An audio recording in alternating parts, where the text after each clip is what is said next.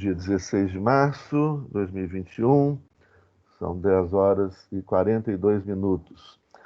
E vamos, então, dar continuidade às nossas discussões, né, de ontem, as reflexões de ontem, e nós paramos, então, e ontem a gente fez, né, uma análise bem aprofundada, né, a respeito. Aliás, o vídeo vocês podem baixar, se quiserem, e eu vou disponibilizar também o vídeo de ontem e o de hoje no meu canal do YouTube. Então, para vocês assistirem ao momento que vocês quiserem, vocês têm acesso. Tá joia?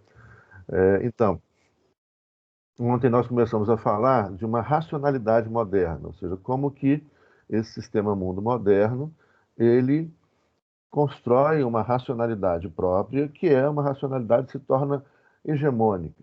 Ou seja, ele constrói uma maneira de ver e de interpretar o mundo. O primeiro aspecto importante com relação a isso é que, em geral, foi criado assim no senso comum das pessoas, entre todos nós, né, e já há muito tempo, de que há uma única razão, né? Há uma única razão, há uma única racionalidade, né? Nós falamos, mas isso aqui é racional, isso aqui não é racional, há uma única razão para o mundo. Isso não é verdade, né? De jeito nenhum, né? São incontáveis racionalidades, ou seja, várias formas de perceber o mundo, né? De entender o mundo, de interpretar o mundo, o que leva também a várias formas de sentir o mundo, né? Então, a gente, na modernidade, um projeto marcante, né? E nós terminamos a aula ontem falando sobre isso, né? É a ideia justamente de você criar um projeto hegemônico que seja visto pelas pessoas como a única possibilidade, né? A única possibilidade de racionalidade, a única possibilidade de ver o mundo, né? E, por acaso, outras possibilidades, outras racionalidades, quando admitidas, o que também é raro, elas são colocadas de forma subalterna, né? Ou seja, isso aqui é uma forma primitiva de se pensar o mundo, uma forma primitiva de sentir o mundo, né? Mas há uma grande forma, uma forma hegemônica que deve ser copiada por todo mundo. Então, nós vamos começar a ver essas outras características, né? Primeiro, então a gente tem essa construção dessa racionalidade, e o primeiro elemento que marca essa racionalidade, né, é a ideia justamente de uniformização, de padronização, né? E nós estudamos ontem, conversamos ontem sobre por que essa necessidade de padronização, de uniformização, né, que é justamente a necessidade de se criar uma identidade nacional, é a invenção da identidade nacional, ou seja, de uma nova identidade, a invenção desses estados nacionais, né? Portugal, Espanha, França e hoje 193 estados que integram as Nações Unidas, né? A necessidade de invenção dessas nacionalidades por sobre o que nós podemos chamar de pré-nacionalidades, né? De nacionalidades pré-existentes, de identidades pré-existentes, e que não foram apagadas, né? Como também a gente já comentou. Então, é a ideia da invenção do espanhol sobre as identidades que existiam e que ainda existem, né? Por exemplo, o castelhano, o basco, o galego, o catalão. E a ideia de que essa invenção dessa nova nacionalidade era fundamental para que as pessoas se reconheçam, né? Então, dentro dessa diversidade, né, grande, de grupos étnicos, nesse espaço territorial no qual surgem os estados nacionais. Bom dia, Samela. Né, no qual surgem os estados nacionais, vai criar, então, uma identificação entre esses grupos.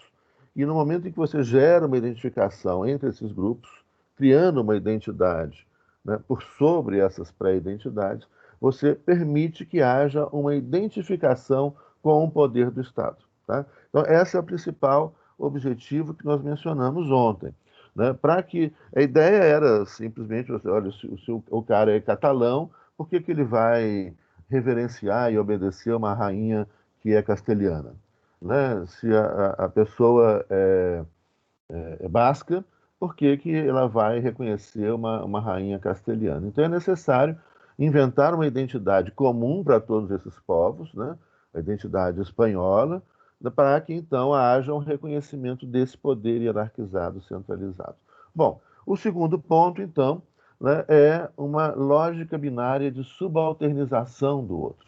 Ou seja, nós modernos, né, vocês já estão superando essa modernidade, ainda bem, né, mas os modernos, né, e eu aprendi isso muito, né, isso é muito forte na escola, assim, desde o do jardim de infância, né, que a gente é padronizado e que aprende a estranhar o diferente. Vocês já tiveram uma formação diferente, embora a gente esteja vivendo um momento de tensão, né, no mundo inteiro, no Brasil também, muito grave, de padronização, de não reconhecimento do outro. Mas vocês são uma geração que nasceram já em meio a essas lutas muito fortes pela diversidade, pelo reconhecimento de várias outras formas, inclusive pela percepção, né? Eu só fui tomar conhecimento, por exemplo, de que no Brasil nós falávamos 400 idiomas, né, de que aqui a gente tinha 270 idiomas indígenas originários,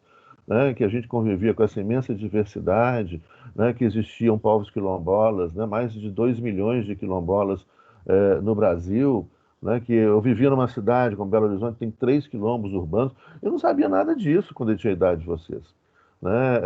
Eu fui tomar conhecimento disso, olha, depois dos meus 35 anos de idade, né?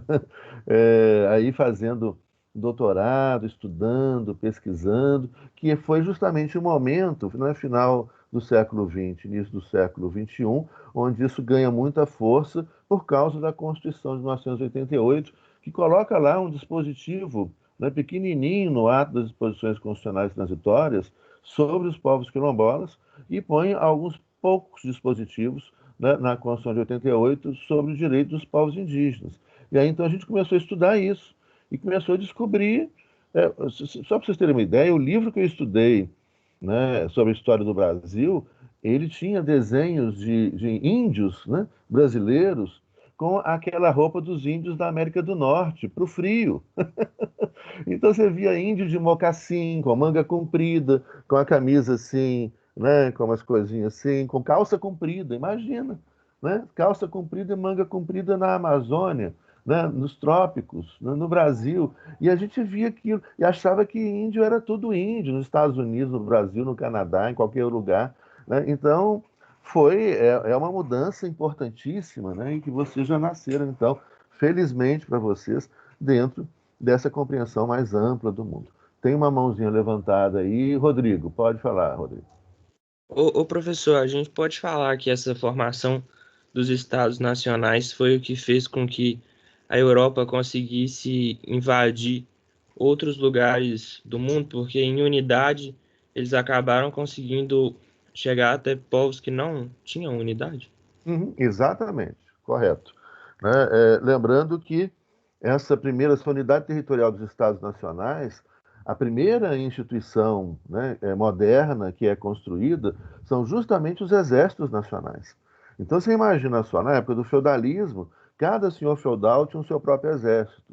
Havia uma guerra, guerras internas, o que enfraquecia aquele território, né, conflitos permanentes entre os senhores feudais. Né? Por exemplo, você teve entre não existia uma França e uma Inglaterra, né, como Estados modernos, mas a guerra que se coloca, a guerra dos 100 anos, né, foram 117 anos, né, entre súditos do rei, né, da França, o que é hoje o território da França, e súditos do rei da Inglaterra, o que é hoje o território da Inglaterra. Né?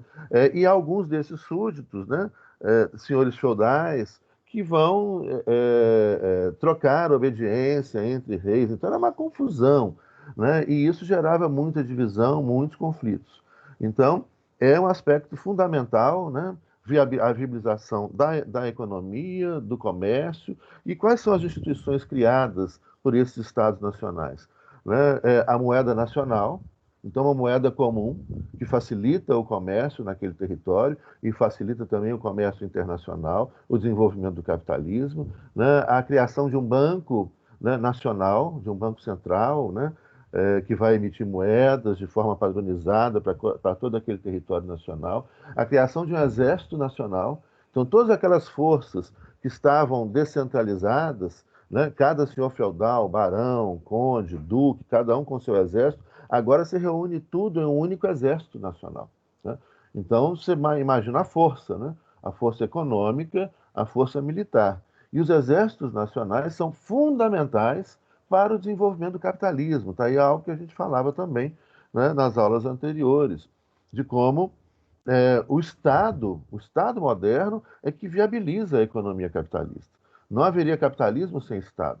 E o capitalismo não teria sobrevivido até hoje sem Estado.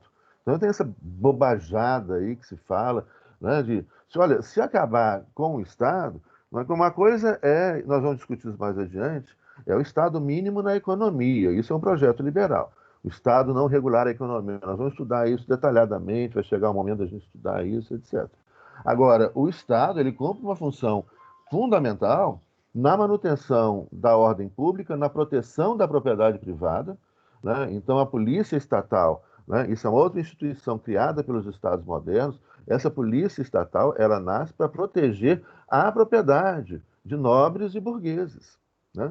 Então, a gente tem, assim, vamos imaginar aqui uma equação básica, né, que está no nascimento desse Estado moderno, né? Você tem ali uma relação entre o rei, vamos imaginar então ali o rei, né, os nobres e os burgueses, né? E o povão, né, que eram os servos, né? Esses servos se insurgem. Então, vamos entender essa equação, que é muito simplesinha e fácil para a gente entender o Estado que a gente tem hoje e os problemas que a gente vive com o Estado, né? Olha, esses servos que trabalhavam, são os produtores, são os caras que plantam, que criam alimento, que criam riqueza, são os servos. Os servos perderam sua liberdade, perderam sua propriedade, né, perderam o fruto do seu trabalho, e eles então, né, trabalham para os nobres no campo, né? Depois de 1000 anos, né, então o processo da construção do feudalismo durou 1000 anos, as coisas eram muito mais lentas antigamente. Depois de 1000 anos, esses servos, né, aí tem aquela expressão antiga, não sei se vocês já ouviram essa expressão, eu já até comentei aqui, né, a ficha caiu, já ouviram falar nisso? Né? A ficha caía era por causa do telefone de ficha, né? Você colocava a ficha ali, aí quando a ficha fazia assim, plim, é porque a ficha caiu, o outro lado atendeu, ou seja, o outro lado vai ouvir. Então, essa ideia da ficha cair, que as pessoas vão perceber o óbvio, né? E essa é a grande questão, né? É não perceber o óbvio, né? Tem uma música do Caetano que fala, né, e aquilo que nesse momento se revelará aos povos, surpreenderá a todos. Não por ser. Como é que era, gente? Essa música é linda, é um índio. Não por ser estranho, uma coisa, mas por ter sido o óbvio. Sandra, você lembra da. E aquilo que nesse momento se revelará aos povos surpreenderá a todos. Não por ser exótico, mas pelo fato de poder ter sido o óbvio, né? Então, olha só, é isso. O óbvio está aí na nossa cara. O problema é que a gente não enxerga. E o óbvio está lá na cara desses produtores, né? Servos, né? Em regime de servidão. E os caras, de repente, então, vão começar a perceber, falar, olha, mas por que que eu estou me submetendo a isso? Por que que eu trabalho? Os nobres não trabalham, né? Isso é uma característica da nobreza, eles não podem trabalhar, né? Não sei se vocês viram aquela série The Crown, né? Que é sobre a família real inglesa, os caras nunca trabalham, né? A rainha fica até 11 horas da manhã, lendo jornal na cama, né? Vão caçar, andar a cavalo, né? Desfilar com a cavalaria e etc. Né? O nobre não pode trabalhar, o nobre não trabalha. E aí os servos trabalhavam.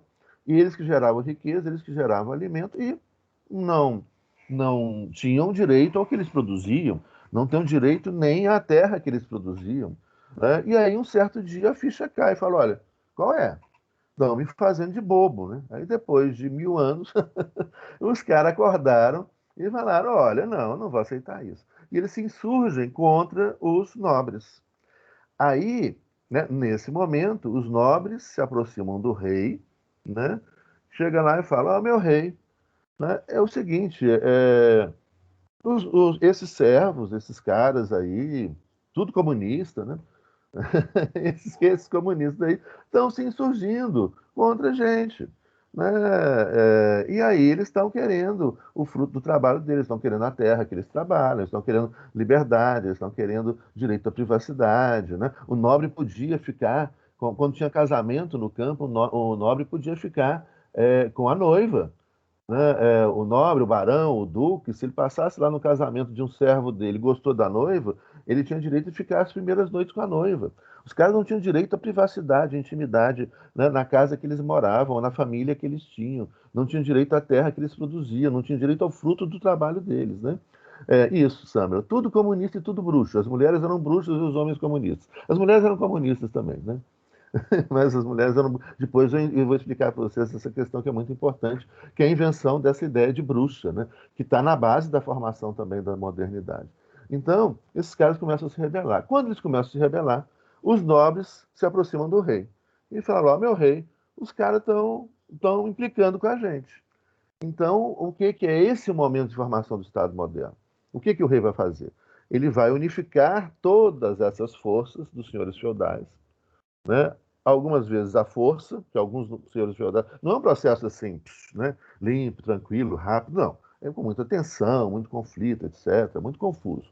Né? Mas a ideia geral, o movimento geral, o rei unifica todos esses exércitos e cria um único exército sob o comando do rei. E aí você tem uma grande questão. Olha que interessante. Acompanhe esse raciocínio, para vocês entenderem o Estado moderno. Onde vão criar, então, o Exército Nacional. Agora, isso é uma grande diferença, gente, que é a existência de exércitos pagos. Né? Hoje voltou a existir, né, existirem exércitos pagos. Né? Por exemplo, as tropas norte-americanas que foram bombardeadas ontem, né, no Iraque, são tropas terceirizadas. São soldados privados, contratados pelo Estado norte-americano e são pagos a peso de ouro. São aqueles caras que a gente vê em filme, que quebra pescoço, que é tipo Rambo, né? Aquela palhaçada. Então, esses caras, assim, são muito bem pagos por dia. E são tropas terceirizadas, são empresas privadas que prestam serviço de guerra para quem tem muito dinheiro para pagar. Essas empresas são principalmente dos Estados Unidos, da África do Sul e de Israel. Né? Então, mas existem outros lugares, mas são os principais que fornecem esse tipo de trabalho ultra especializado e super caro. Né? Um sujeito muito, muito, muito rico, mas tem que ser muito rico.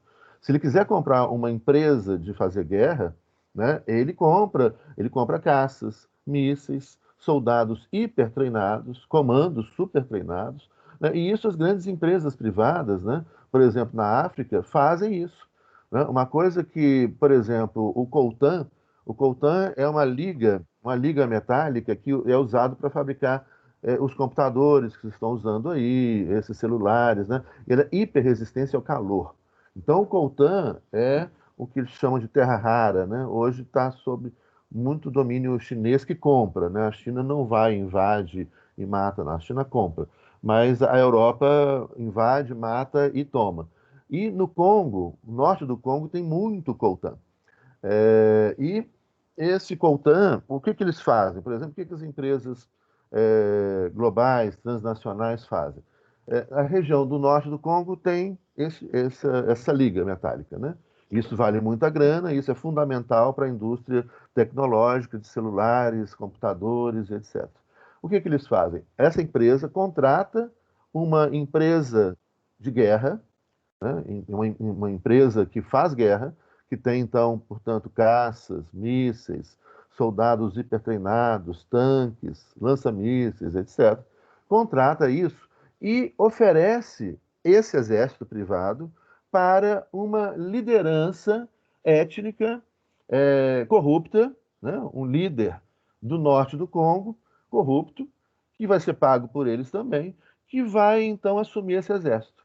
Aí esse sujeito vai chegar e falar: olha, eu quero a independência do norte do Congo, justamente naquela regiãozinha onde tem mais riqueza. Né? Isso foi feito, por exemplo, o Kuwait. O Kuwait é um paísinho pequenininho, inventado pela Inglaterra, justamente na região onde tem mais petróleo. Então, eles criaram um Estado que é uma ficção, né? Com um rei que é comandado pela OTAN, naquela época principalmente a Inglaterra, né?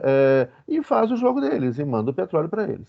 Né? Esses estados foram inventados. O Iraque foi invenção também da Inglaterra. Né?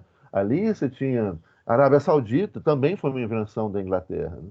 Então você cria aí, você coloca títeres Né? Naquela época, os caras mesmo que lutavam, e era o exército inglês, junto com o exército que eles criavam lá, hoje são empresas privadas. E aí, então, esse líder do norte do Congo, ele tem esse exército poderoso e ele declara a independência, né? E começa a combater o exército regular do Congo, né? O exército nacional do Congo, né? E esse exército super bem equipado. Aí cria uma guerra interna, e isso é o que mais tem hoje. Tá? Colômbia usa isso também, né? Pelo mundo afora. Aí você tem esse exército privado que começa a sabotar o país, aí gera miséria, guerra, destruição, morte, fome, etc. Mas, enquanto isso, naquela região do norte do Congo, aquela empresa está tirando, né, coltan e mandando para as fábricas dos Estados Unidos, da Europa e etc. Né? A China, em contrapartida, o que a China fez? A China fez contratos, né, com o mesmo Congo. Então, pegar o caso do Congo, fez contratos com o Congo. Eu tive um aluno que se tornou querido amigo, né, o professor Kiwong Bizal. Ele é congolês, ele foi me orientando em doutorado aqui na PUC Minas. Ele fez a tese de doutorado dele sobre o Congo. Eu orientei a tese dele, e é por isso que eu passei a estudar muito o caso do Congo, que aprendi muito com ele, né? E orientando e lendo os livros também que ele leu e que ele escreveu livros sobre a situação do Congo. E ele fala: a chegada dos chineses já foi diferente. Os chineses chegam lá, eles querem o coltan, né? Então, o que eles vão fazer? Olha, quanto vocês cobram por isso? Aí a China oferece, né, bens e serviços, né? Então, por exemplo, o governo do Congo, o Congo não tinha, o Congo é o antigo Zaire, né? Que foi colônia belga e era propriedade privada da família do rei da Bélgica, do rei Leopoldo. O Congo tem 6 milhões de quilômetros quadrados, ou seja, o Brasil tem 8 milhões. O Congo tem 6 milhões. O Congo era propriedade privada do rei da Bélgica. Não era nem da Bélgica, era propriedade. Ele deixou de herança para o filho dele. Aliás, não, deixou de herança, ele deu de presente de casamento para o filho dele. O Congo. E aí, esse gigante que é o Congo, com muita riqueza, né, ele não tinha, por exemplo, propositalmente, uma rodovia ou portos e aeroportos adequados, né? O Congo não tem mar, né? Mas para os rios, etc. E, propositalmente, os europeus deixaram o oeste do Congo, esse território imenso, sem contato com o leste do Congo, né, para evitar uma integração nacional, que os povos dali, né, se organizassem e lutassem contra o império que estava tirando toda a riqueza deles. E então, a China chega e fala: o que vocês querem? A gente quer uma rodovia que ligue o oeste e o leste. A gente quer aeroportos, né? A gente precisa de hospitais, a gente precisa de construir escolas, a gente precisa de construir uma biblioteca, e etc. Aí o governo chinês vai lá, com o dinheiro e o banco chinês que se instala lá, com operários e engenheiros chineses, constrói tudo isso, entrega tudo pronto para o governo do Congo, o que evita a corrupção, né? Porque o que acontece no resto do mundo, né, Brasil, etc., por todos os lugares, é que entra o dinheiro, muitas vezes, de financiamento dessas obras, etc., e esse dinheiro é desviado.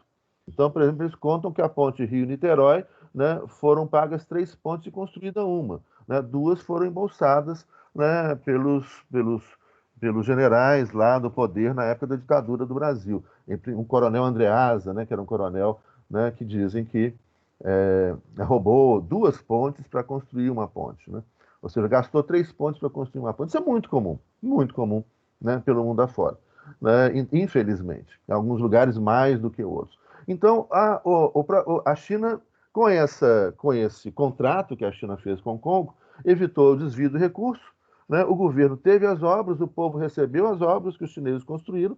Os chineses construíram com o recurso deles, né, e com engenheiros e operários deles. Depois vai todo mundo embora, né, e a obra está entregue, e em troca o Congo entrega o coltan, né? Então eles compram o coltan, né?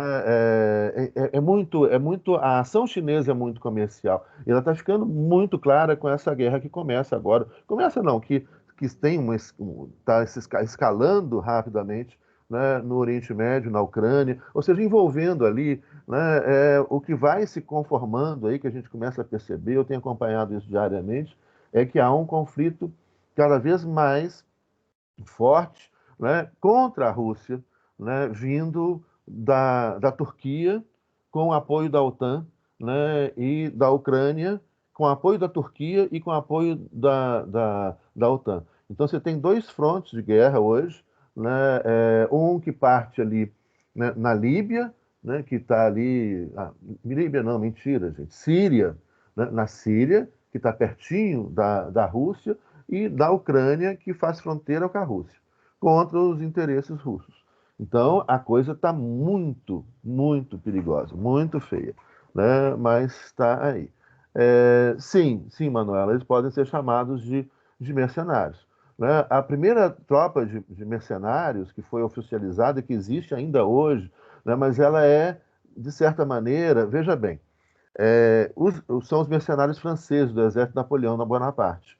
Napoleão criou uma força de expedicionários, mercenários, né, pagos, mas e tem a legião estrangeira também na França. Mas não era uma empresa privada.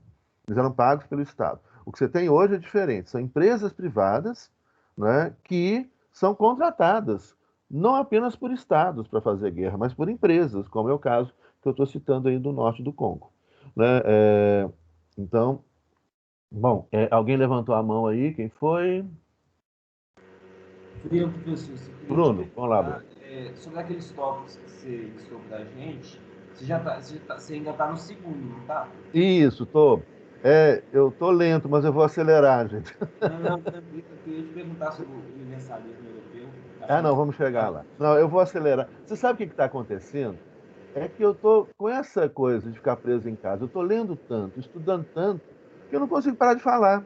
Aí tem tanta coisa para falar para vocês que aí é capaz de ficar até até daqui a 3 anos falando sobre teoria do Estado. Mas eu vou acelerar, eu vou tentar me comportar. Mas é muita coisa interessante, eu acho, assim, que ilustra, né, muito a matéria. Bom, ô, gente, então, peraí, deixa eu só ver aqui quem. Bruno, então, o Bruno já falou, não é isso? Bom, então vamos lá. Então, a segunda característica, o que, que vai acontecer? Vamos voltar lá àquele momento onde a Europa começa a invadir a América. Né? Nós vamos chamar então a segunda característica da lógica binária de subalternização do outro. Né? Também nós modernos, né? Eu mais do que vocês, né? Nós modernos também aprendemos a pensar dessa maneira. Né? É a ideia do nós versus eles. Né? O nós civilizado, nós somos bons, civilizados, nós, os homens brancos, proprietários ricos, eu não. Não, mas o nós, assim, esse nós genérico, tá? Entre aspas, né? Eu não sou nem branco, nem proprietário, nem rico, mas assim, esse nós genérico. Então seria esse nós que tem o poder, né, na modernidade. Né? E o eles? Quem são eles ou elas? Né? São aqueles que não são homens brancos, proprietários e ricos. Né? Então, eles são todos aqueles que não se encaixam dentro do padrão de civilizacional de superioridade branca na modernidade. Lembrando que a gente já comentou sobre Descartes, né, e como que Descartes falava justamente isso. Existem corpos com alma, corpos racionais, que são os corpos dos homens brancos, né, e existem os corpos sem alma, corpos irracionais, que são os corpos não masculinos e não brancos. Né? Então as mulheres estão nisso aí. A Samira lembrou algo importantíssimo no início do processo de formação da modernidade, né, que a modernidade ela é, além de racista, branca, masculina, portanto, ela é também machista, né, e homofóbica. Ela é machista e é um dos primeiros atos da modernidade, e aí fica a sugestão de um livro para vocês, muito bom, eu acho, né, que não sei, Samara, você tem esse livro em PDF? O livro chama O Caliban e a Bruxa. Eu acho que tenho sim, professor. Ah, então manda para a turma aí. O Tá, Caliban joia.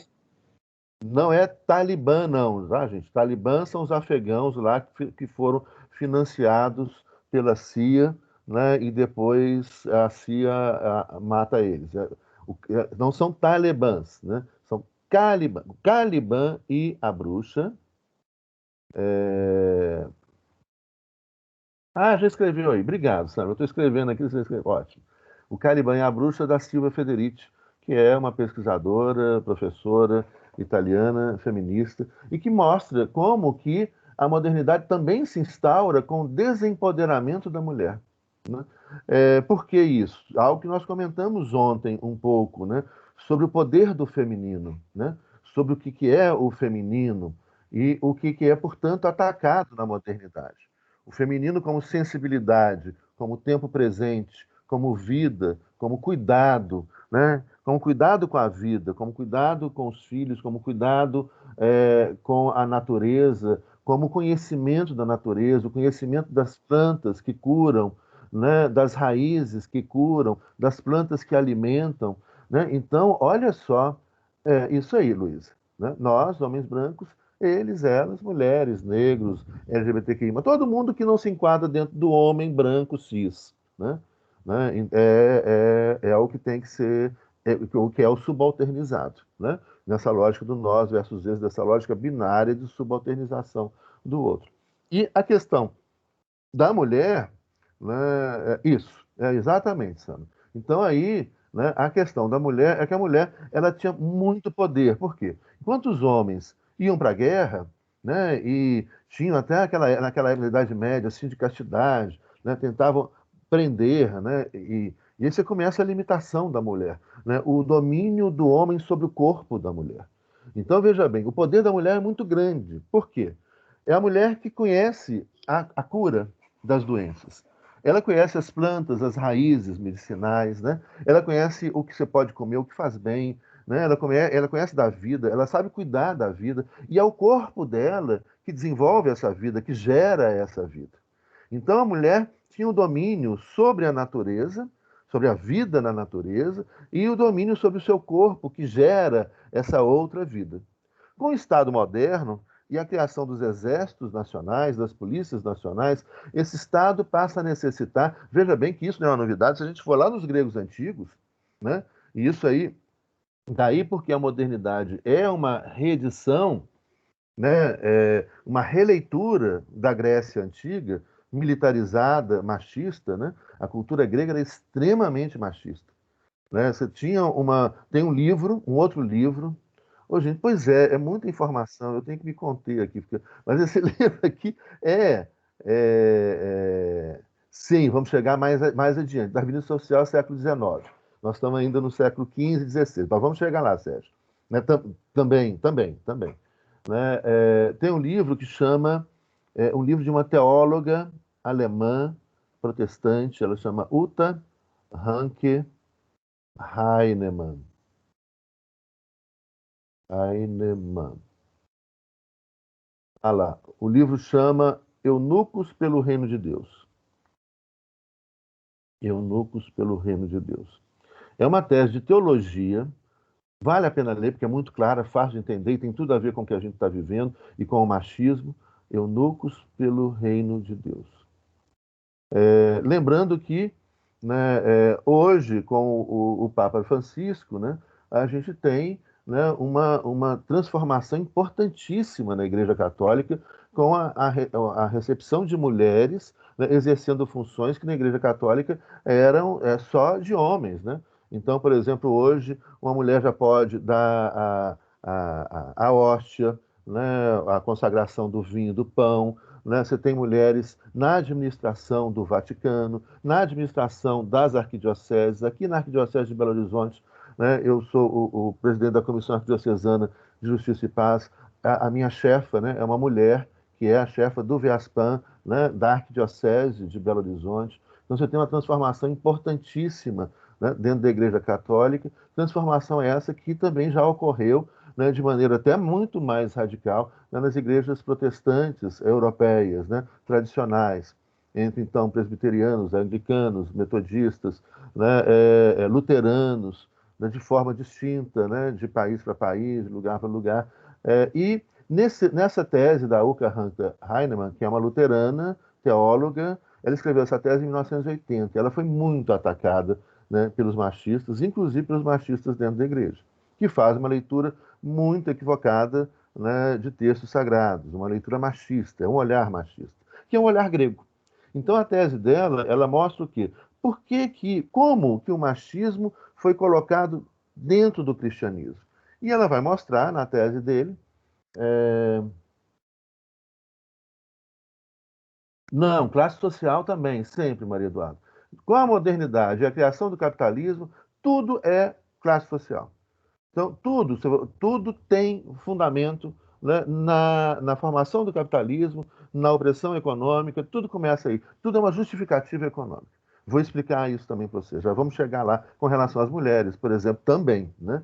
Então, né, a Uta Hagen, Heinemann, ela denuncia isso e fala, olha, a cultura grega, vamos pensar assim, a Bíblia, o Velho Testamento foi escrito em hebraico, né, a língua dos judeus, dos povos semíticos, né, e é a língua da Torá, do Velho Testamento. A Torá, né, então o Velho Testamento é baseado na Torá. Ele tem alguns textos que a Torá não tem, mas o cristianismo surge do judaísmo, assim como o islamismo surge do judaísmo e do cristianismo.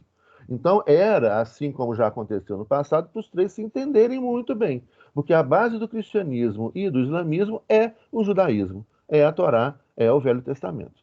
Né? Mas aí vão ter outros motivos, mas aí uma outra história, que também se a gente começar a estudar isso, a gente não vai acabar nunca o nosso curso, né? Nem o nosso. Mas é muito interessante.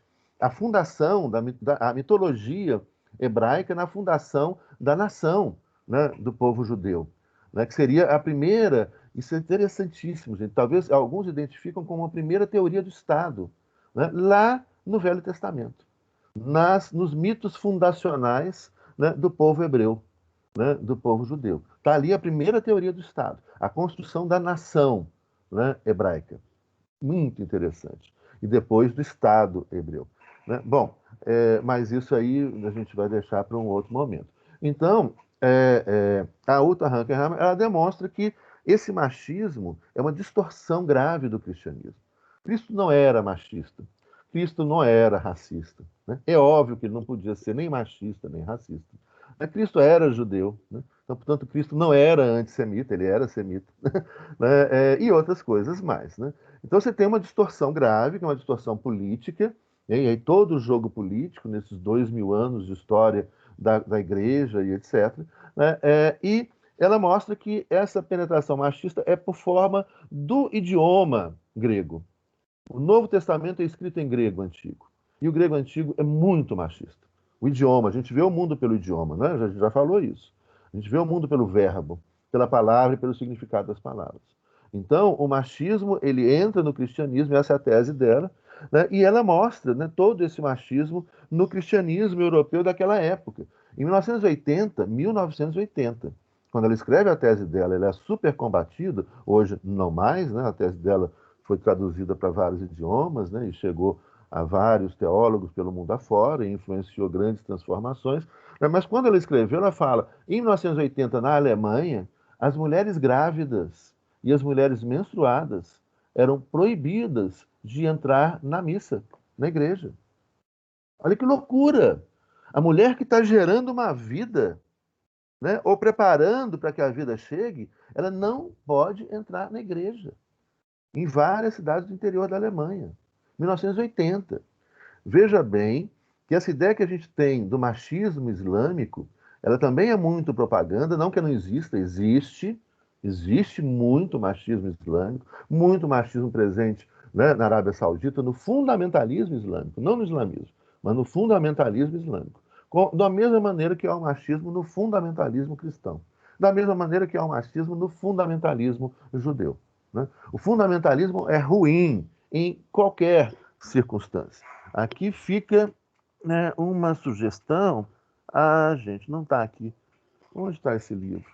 Ah, é um livro sobre fundamentalismo, depois eu vou passar para vocês, que explica isso. E ela demonstra.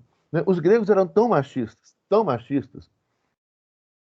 porque elas estavam impuras, Aurora. Estava impura. Ela fez sexo e virou, isso virou vida. Ela está menstruada, né? Ou seja, está vertendo sangue para preparar para o sexo, para chegar à vida. Medo do sexo.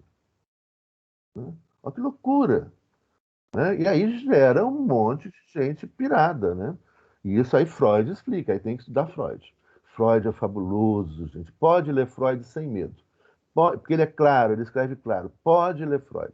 Tem que ler Freud. né, e o drama dos modernos em relação à sexualidade. Como que o sujeito moderno sofre com a sexualidade. E o que mais sofre é o homem. E aí o homem sofrendo muito faz a violência contra a mulher. Aí faz a mulher sofrer, né? Porque não sabe lidar com a sua sexualidade. Olha, isso aí, mas é Freud, aí vocês vão Freud, tá? Amo Freud, né? Freud eu leio, releio, tem, depois vou passar uma obra, vocês podem começar a ler Freud pela última obra de Freud. São os últimos escritos dele, onde ele faz o resumo da obra toda, em uma linguagem muito clara. Depois eu passo para vocês. Recomendo muito a leitura. E aí, então, ela vai demonstrar como que esse machismo, entre os gregos, né, o ódio às mulheres era tão grande que os gregos antigos, né, não os gregos hoje, os gregos antigos, eles não, é, é, eles não amavam uma mulher. Isso você vai encontrar presente em obras, inclusive de filósofos como Platão, etc. O Platão tem um banquete, que vale a pena ler o banquete de Platão, que ele mostra o quê? Os homens gregos amavam outros homens. A mulher não merece o amor de um homem. Só outro homem merece o amor de um homem. Né? E os homens, os filósofos gregos, etc., amavam e transavam principalmente com homens adolescentes, jovens, né?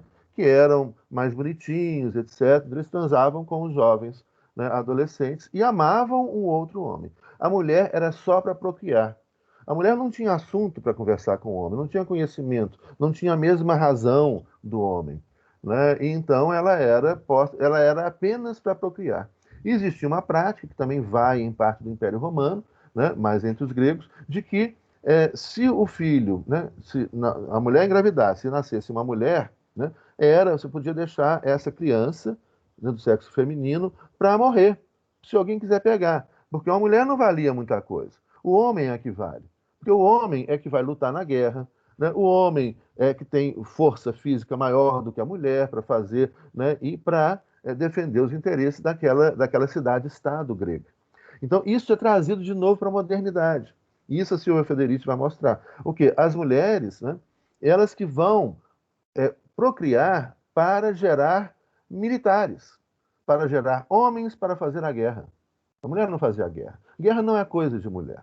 E daí eu fico muito triste quando eu vejo esses batalhões femininos, né, porque isso não é a mulher adquirindo, né, direitos iguais ao homem, não. Né? Isso é a mulher, né, assumindo algo terrível do mundo masculino moderno, que é a guerra e a violência. Não, eu não acho isso legal. Então, e aí, então, a mulher não pode, olha que interessante, não pode ter o controle sobre o seu corpo. Ela não pode decidir quando ela vai ter filho. Ela não pode decidir se ela vai abortar ou não vai abortar. Ela não pode decidir mais sobre o seu corpo. Né? O Estado é o dono do corpo da mulher. E quem é o representante do Estado, né? O Estado, homem, pai, né? Quem é representante do Estado dentro da casa, da família, é o homem. E é o homem que vai decidir, então, sobre o corpo da mulher. E a mulher vai ter tantos filhos quantos o homem quiser. Né? E é óbvio, é melhor. Né? Gente, e aí, lembrem disso, vocês não viveram isso, né? Mas eu presenciei isso. Né? Assim, eu não sou tão velho assim, tenho 58 anos de idade, e olha que eu lembro os papos nas famílias, assim, de amigos, às vezes de parentes, e que era assim, a fulana engravidou, é homem ou mulher? Homem ou mulher? Não, estou rezando para ser homem, nem tem que ser homem. Nossa, vocês nunca devem ter visto isso. Espero que não, né? Mas eu vi muito isso. Aí comemorava, é homem, é homem. Olha que piração, porque o homem que vai dar o nome à família, né? Ainda tem isso. Aí o bebê recebe o nome das famílias, vem o nome, na cultura hispânica, né? É o nome do homem em primeiro lugar, que é o mais importante, depois da mulher. Aqui na cultura portuguesa, o mais importante vem por último. Então o nome do homem vem por último, e o nome da mulher vem primeiro. Né? E é o nome do homem que vai para o futuro casamento. Então o nome da mulher ele é esquecido. Olha que piração, né? Que é o casamento do filho, do neto, é a família do homem e dos homens, né? Dos descendentes dos homens que dão nome à família. Isso até hoje. Isso até hoje. Olha que piração. Eu não sei. Eu acho que quando vocês casarem, não vai ter esse negócio de obrigar a mulher a colocar o nome de vocês, homens, aí não, né? Ou então coloca o nome da mulher também. Tem muito amigo que faz isso. Né? Ele coloca o nome da mulher, a mulher coloca o nome do homem. Ótimo, aí tá legal. Agora, só a mulher coloca o nome do homem, né? E o homem não coloca o nome da mulher, por que isso, gente? Que isso é cultura machista, isso é cultura moderna, isso é século XV, né? Isso é Grécia Antiga, né? Você vai lá na base da Grécia Antiga. Então, é, a primeira coisa que você faz, né, na modernidade é tirar o poder da mulher. Como é que você tira o poder da mulher? Tira o poder que ela tem sobre o seu próprio corpo, sobre a sua sexualidade, né, sobre o seu desejo. Tira o poder da mulher sobre o conhecimento farmacêutico, né? Então, uma mulher que é capaz de curar, que conhece as ervas, né, que conhece as plantas medicinais, isso é ciência, né? O que a indústria farmacêutica patenteia hoje são ervas, né, plantas medicinais variadas que estão aqui na Amazônia, no Pantanal e pelo mundo afora. Isso só a mulher conhecia, né? E aí, então, as mulheres que são capazes de curar são chamadas de bruxas. Está aí a ideia das bruxas, né? Ela é bruxa porque ela faz feitiço. Ela mistura, ela é alquimista, né? Ela sabe de química. Ela mistura lá algumas ervas, etc., faz uma alquimia e dá para a criança, dá para o adulto e cura. O adulto estava lá com um problema simples de ser curado, que uma erva cura, né? Às vezes não tão simples, mas que a erva cura também, né? E aí, então, ela era bruxa, queimada viva, morta. E aí você começa, então, um desempoderamento da mulher que vai gerar todos os conflitos que a gente tem, né? E toda a luta feminista contra a ignorância masculina. E aí você vai pegar os textos, filmes que mostram a Idade Média e o período da formação do Estado moderno, né? O atraso de vida que representou isso. Você imagina, você tinha um monte de medicamentos, um monte de remédios para cura. E esses remédios são do controle e do conhecimento da mulher.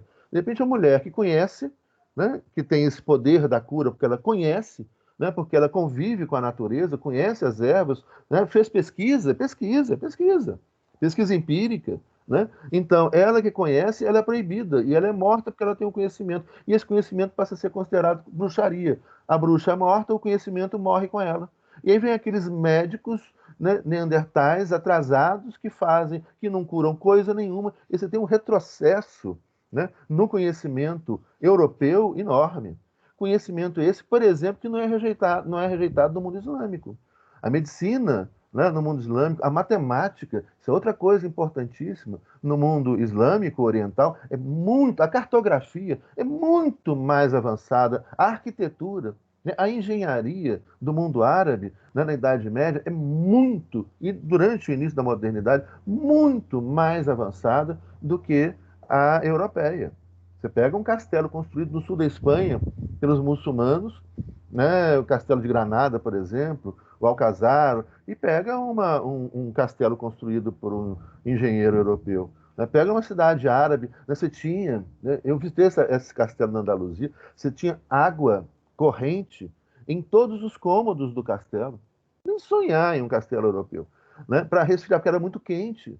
Então você tinha água corrente, né? E aí vai outras coisas, né? Muito interessantes. Matemática, experimenta depois, no terminar a aula, experimenta fazer uma conta de multiplicação com algarismo romano, para ver se vocês vão conseguir acabar alguma vez na vida. Né? O que vai mudar a matemática radicalmente, sabe o que é? É a cultura árabe, é o algarismo arábico, né? E o zero, que não existia na Europa e que existe na cultura árabe. Imagina você fazer matemática sem zero, né? O zero, e o zero que vem depois dos outros números, e com os algarismos arábicos, né? Vai fazer com o algarismo romano. Não faz nunca, né? Então você tem um momento onde, né, começa o Estado moderno, e aí então, pela hegemonia militar, os europeus começam a invadir a América, depois invadem a África, né, expulsam os árabes da Península Ibérica, invadem o Oriente Médio, né, lembrando que as cruzadas, né, em direção a Jerusalém, elas ocorrem desde o século XII. Aí vem uma outra observação muito interessante para vocês pensarem a respeito disso, né? E de como que a gente desconhece muito o mundo árabe, embora a gente tenha fortemente a cultura árabe aqui em Belo Horizonte, né?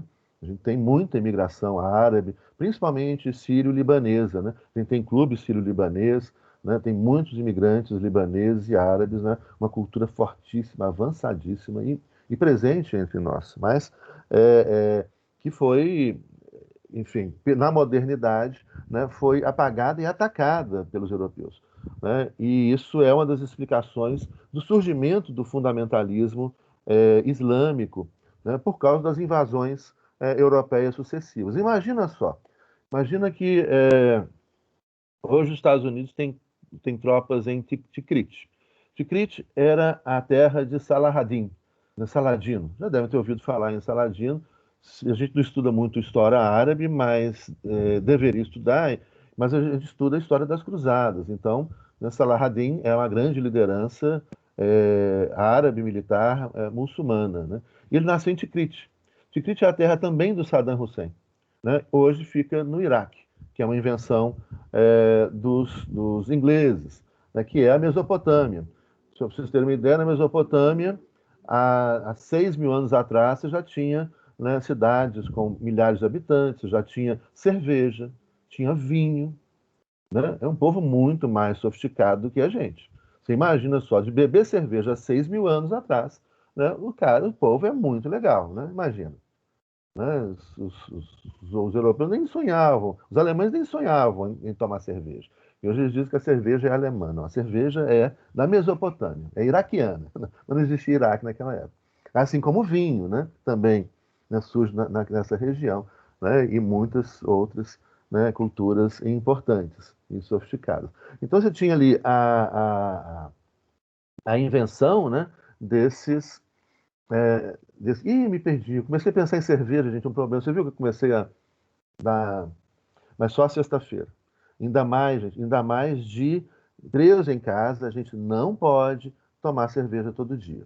Porque senão a gente vai viciar, faz mal. Então, cerveja só sexta-feira, né, depois das aulas, sábado e domingo já começa, né, sem cerveja.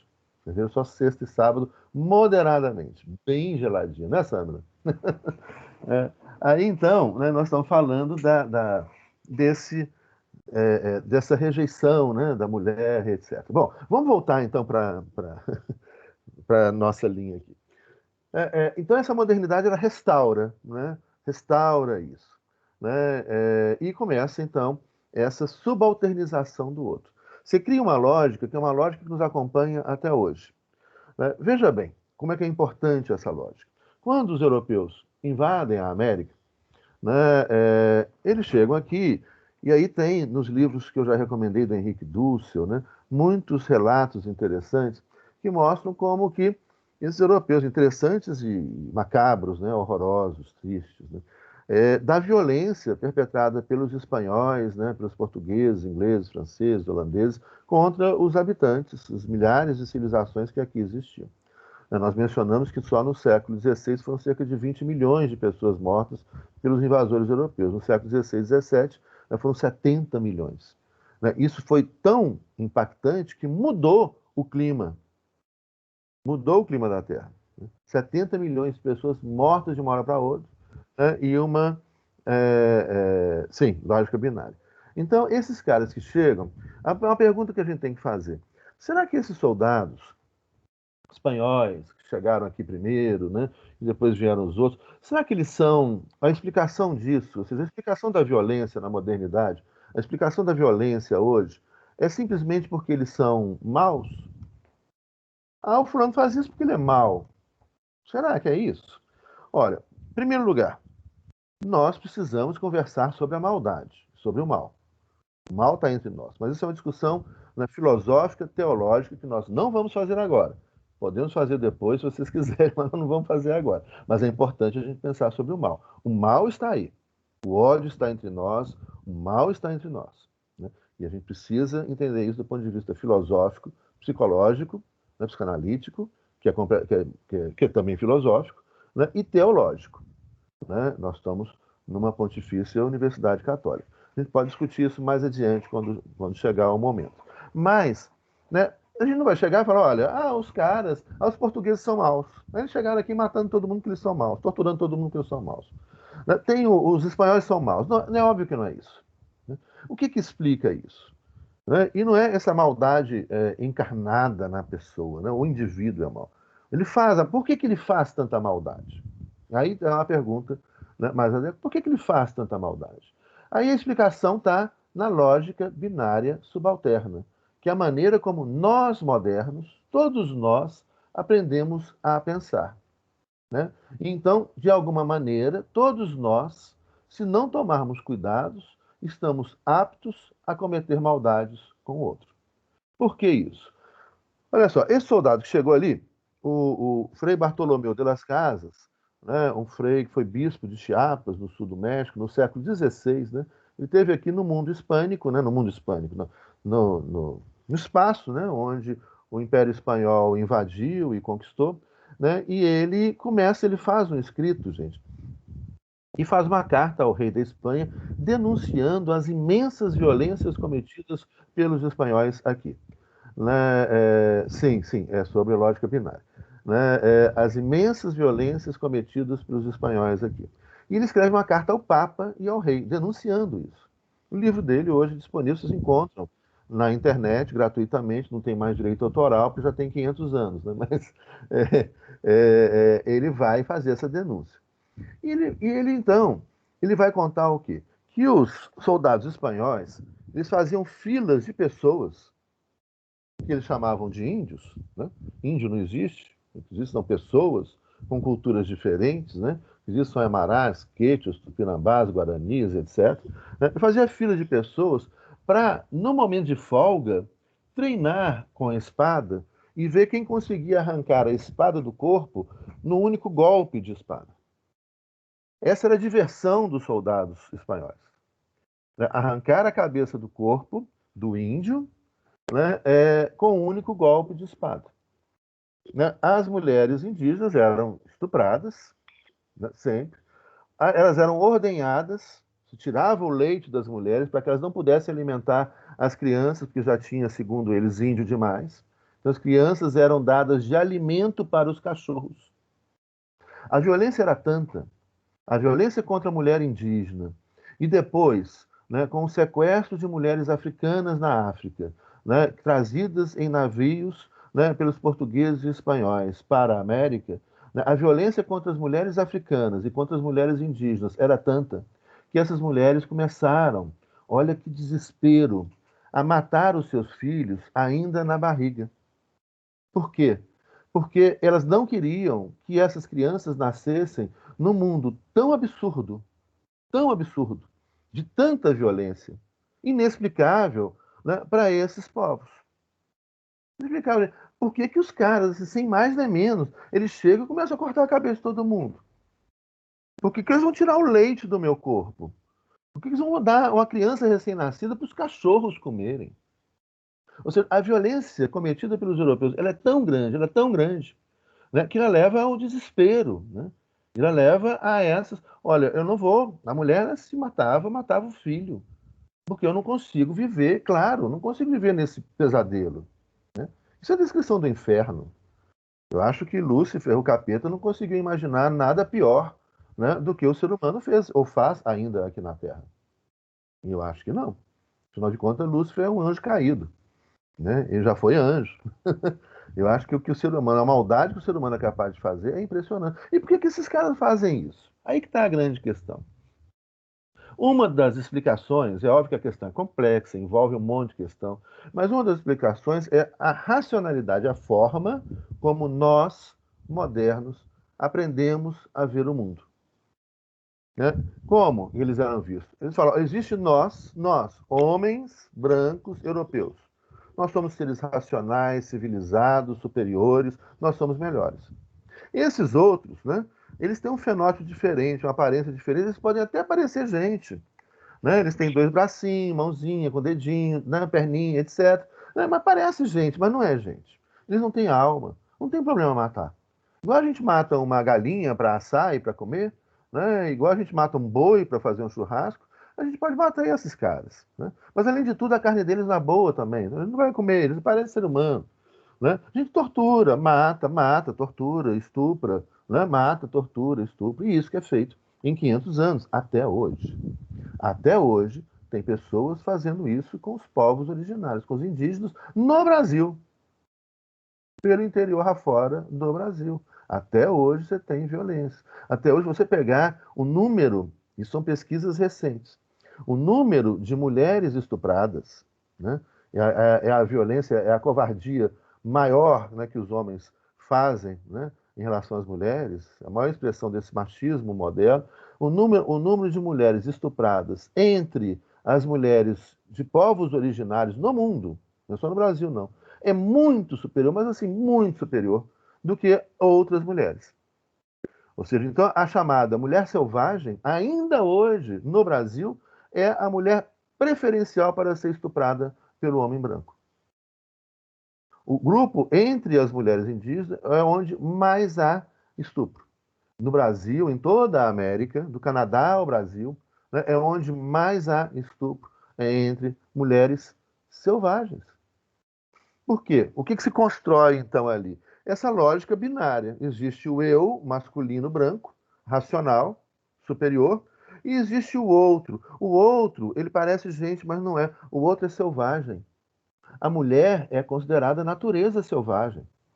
Lembra aquela música da Rita Lee? Mulher é bicho esquisito, todo mês sangra. Pois é, a mulher, ela é selvagem. A mulher, ela tem que ser domada pelo homem, né? Então a mulher, ela é natureza. E a natureza, ela serve ao homem. Então está aí um terceiro elemento que a gente pode acrescentar aqui nessa racionalidade moderna. A natureza, ela se transforma em recurso a ser explorado pelo homem. E como a mulher é considerada natureza, e como a mulher não é racional, então ela é igual ao bicho, ela é igual à natureza, ela é um recurso para servir ao homem. Ela é um recurso natural. Daí ela pode ser estuprada. Daí ela tem que servir ao seu marido. Daí ela tem que obedecer ao seu marido, né? Daí ela tem que dar sexo ao seu marido na hora que quiser, né? Existe estupro nas relações de casados. Existe estupro nas relações de namoro, que é quando a mulher não quer fazer e o homem obriga, né? Isso é moderno, isso é 1492, isso é século XV, isso é século XXI. Isso é estupro. Isso é o raciocínio de considerar a mulher, né, como natureza, né? A natureza é a ideia de transformar a natureza em recurso, né? E aí, então, você tem um monte. Aí, olha, se a gente juntar esses dois elementos a mais, então nós temos a uniformização, lógica binária subalterna, que é o quê? A ideia de subalternizar o outro, que não é branco e masculino, de tirar a condição humana desse outro. Vamos lembrar o que eu comentei ontem. Lembra que eu falei da Indonésia? Né? Na Indonésia, eles mataram 1 milhão de comunistas. O comunista é o outro.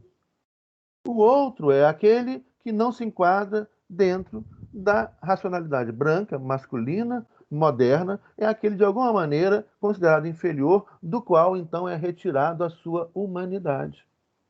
Então, qual é o problema em matar comunista? É igual o problema, não tem nenhum problema em matar um negro escravo. Não tem nenhum problema em estuprar uma mulher, né? Não tem nenhum problema em matar um não branco. E isso é o que acompanha em 500 anos de história colonial moderna, né? Essa é a nossa herança. Então, por isso nós vamos começar a falar mais adiante, e por isso que a gente está trabalhando com teóricos decoloniais. Qual é a ideia? É tirar da nossa cabeça toda essa violência que a gente herdou, né? Esses caras que andam aí pelas ruas fazendo arminha, defendendo, mata comunista, pega, arrebenta, qualquer coisa, quer brigar, quer matar, quer bater, quer atirar, né? Que faz carreata com metralhadora. Isso é século XV, gente. Isso é século XV. Isso é uma mentalidade da Idade Média, né? Que vai ser construída para eliminar aquele outro, né? Isso é o vazio, né? Isso é o vazio intelectual. Isso é o vazio humano. É aquele que retira a humanidade do outro e que justifica, então, matar o outro porque esse outro, por algum motivo, seja pelo seu sexo, né? Seja pelo seu gênero, pelo seu desejo, né? Toda perseguição e violência contra a população LGBTQI+, no Brasil e no mundo, e aqui no Brasil muito grande, nos países onde mais tem violência contra a população LGBTQI+, né? Pessoas que são espancadas no meio da rua, algumas até a morte, porque está usando uma determinada roupa, porque anda de um jeito, porque tem uma sexualidade ou um desejo diferente do desejo padrão, que é o desejo moderno, né? Que na verdade é o não desejo, é a proibição do desejo. Olha o problema com sexualidade que essas pessoas têm, né? É o mesmo problema dos gregos lá atrás. É um sério problema com sexualidade. Né? Porque elas não podem amar livre. Então elas são proibidas. Né? É a ideia do punitivismo e do proibicionismo total da cultura moderna. Né? Que tudo é pecado, tudo não pode, tudo é proibido. Né? E quem tem coragem, né? E liberdade de cuidar, né? De libertar a sua sexualidade, o seu pensamento, né? A sua forma de ser, de viver, etc. É óbvio que esse sujeito tem que ser morto. É óbvio.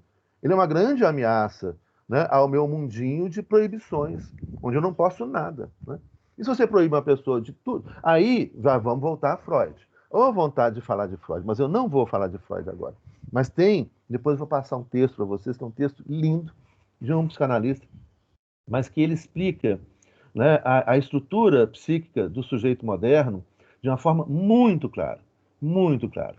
E vocês vão entender claramente qual é o processo mental que acontece com essas pessoas que tanto odeiam, que tanto têm medo da liberdade, né, que tanto têm medo do outro diferente.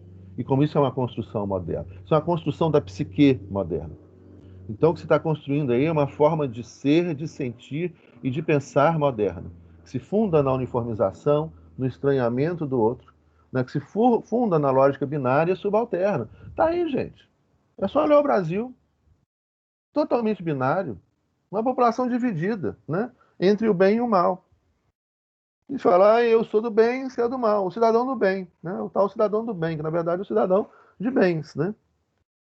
Esse não tem problema com a polícia, esse não apanha da polícia, esse não é abordado pela polícia, esse pode fazer manifestação que a polícia protege. Agora, se não é um cidadão de bem, se é o outro, né? Se é negro, se é mulher, se é LGBTQI+, se é de outro diferente, se é o outro subalterno, esse apanha da polícia, esse é preso, esse é humilhado. Né? Esse é... Por quê? Porque o Estado é um Estado moderno. O Estado aprendeu isso. O Estado sabe em quem ele pode bater e sabe em quem ele não pode bater.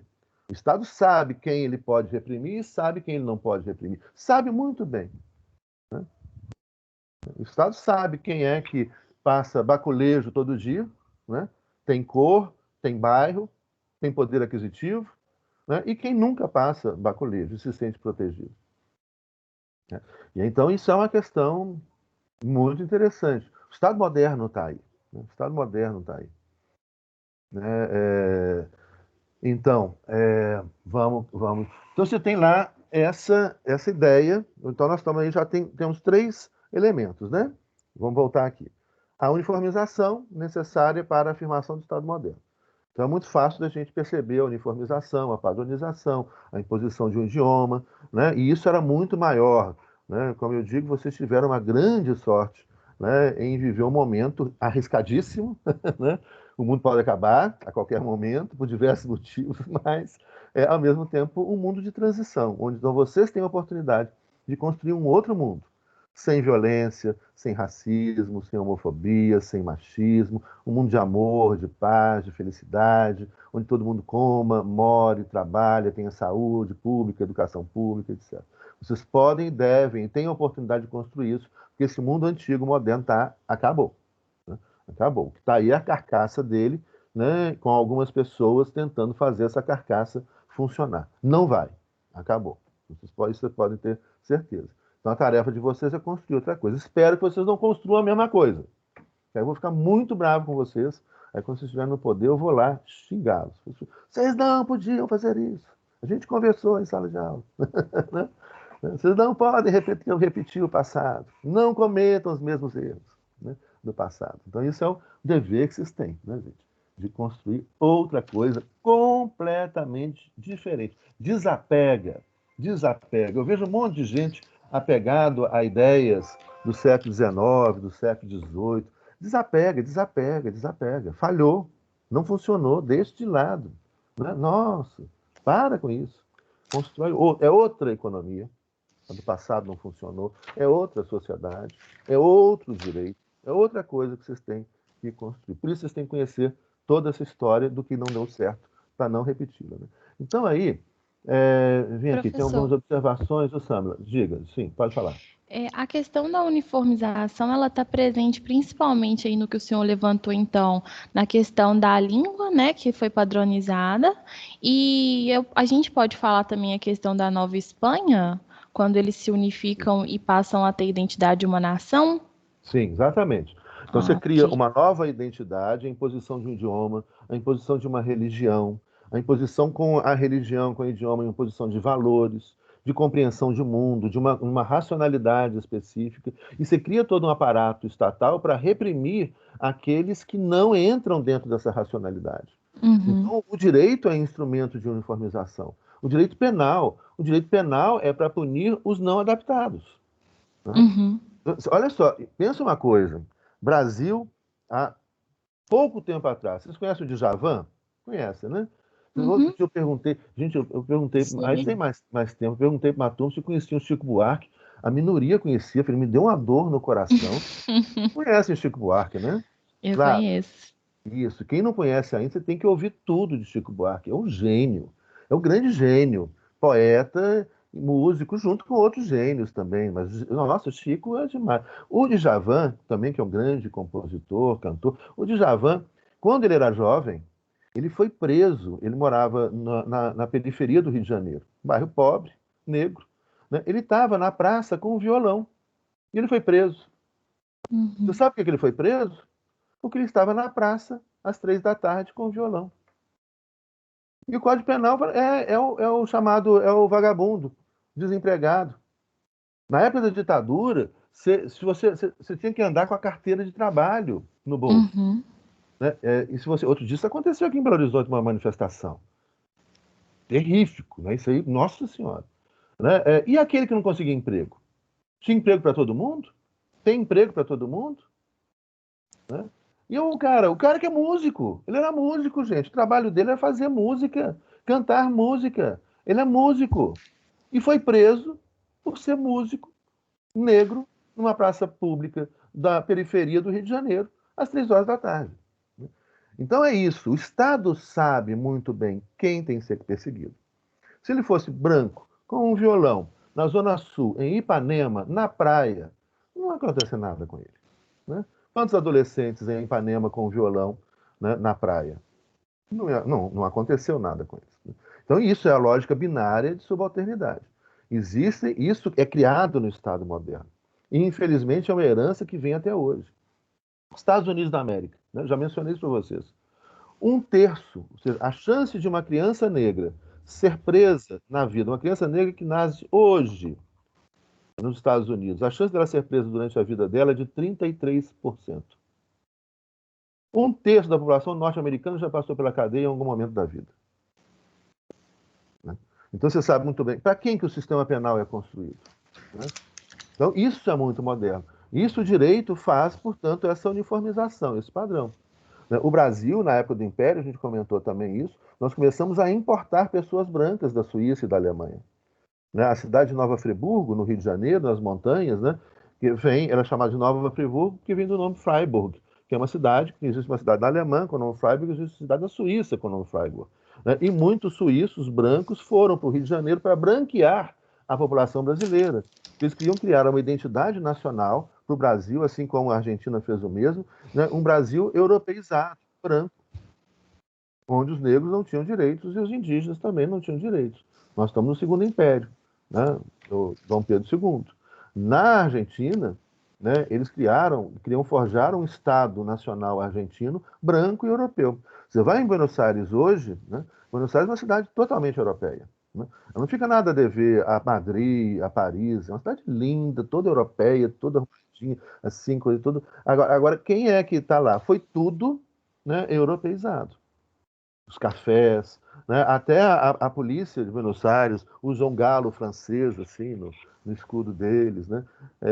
E o que o Estado argentino na sua fundação fez? Né? O general que está na nota de 100 pesos, né? Agora a nota mudou, agora a Isabelita, não, a Perón lá, gente, a Eva Perón que está na nota de 100. Mas a nota de 100 antiga, que ainda está em circulação, era um general, esse general, ele branqueou a população argentina.